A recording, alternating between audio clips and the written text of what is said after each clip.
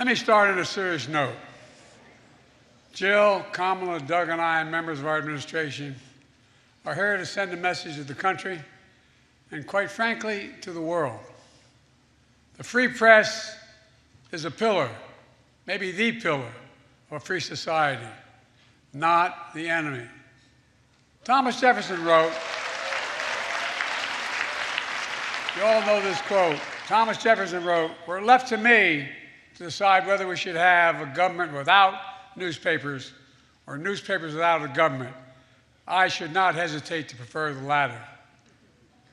To Evan's parents, Ella, Mikhail, and sister Danielle, as I've told you in person, we, not just me, we all stand with you. Evan went to report in Russia to shed light on the darkness that you all escaped from years ago. Absolute courage. We're working every day to secure his release, looking at opportunities and tools to bring him home. We keep the faith. We also keep the faith for Austin Tice. His mom, Deborah, is here tonight. She knows from our several conversations, the conversations with me and my senior staff, we are not giving up. As I told you at this dinner last year, as I told you in the Oval Office, you raised an incredible son. Austin was a fearless journalist and a future lawyer.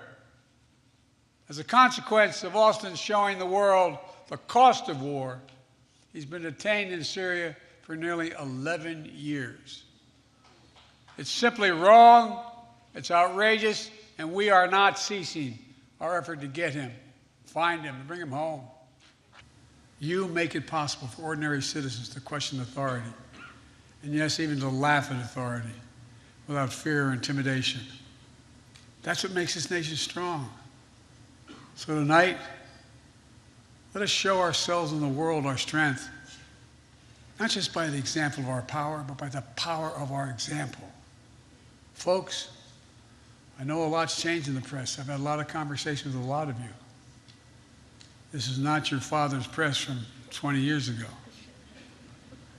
No, I'm serious, and you all know it better than I do.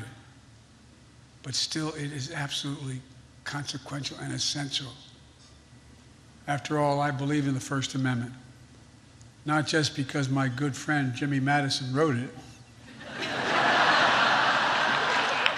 You might think I don't like Rupert Murdoch. That's simply not true. How could I dislike a guy who makes me look like Harry Styles? You call me old. I call it being seasoned. You say I'm ancient. I say I'm wise.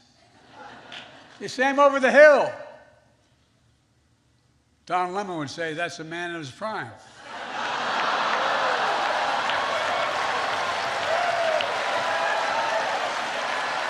I want everybody to have fun tonight, but please be safe.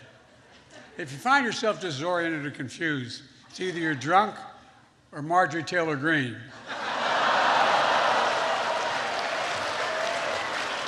Tam, thank you for hosting us. I love NPR.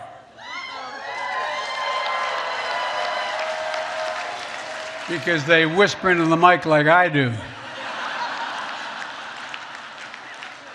But not everybody loves NPR.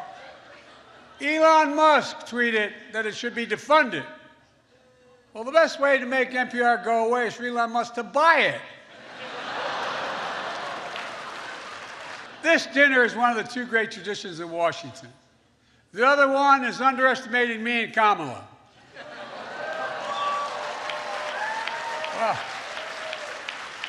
But the truth is, we really have a record to be proud of. Vaccinated the nation, transformed the economy, earned historic legislative victories and midterm results, but the job isn't finished. I mean, it is finished for Tucker Carlson. What are you wooing about like that? Like you think that's not reasonable? Give me a break. At Ron DeSantis, I had a lot of Ron DeSantis jokes ready. But Mickey Mouse beat the hell out of me, got there first. Now look, can't be too rough on the guy. After his re-election as governor, he was asked if he had a mandate. He said, hell no, I'm straight. I'm straight. Look, it's great the cable news networks are here tonight. MSNBC owned by NBC Universal. Fox News owned by Dominion Voting Systems.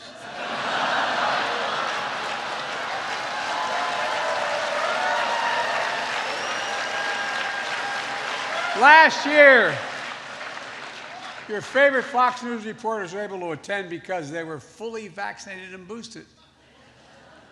This year, with that $787 million settlement, they're here because they couldn't say no to a free meal. I'd like to make a toast, if I had a glass.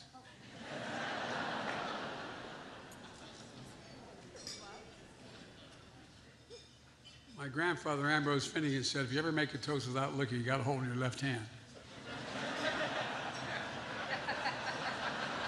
Y'all think I'm kidding, I'm not.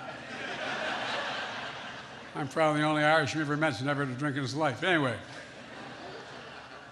I'd like to make a toast, seriously. At this inflection point in history, let us commit there will be a nation that will embrace light over darkness, truth over lies, and finally, restore the soul of the nation. Hear, hear.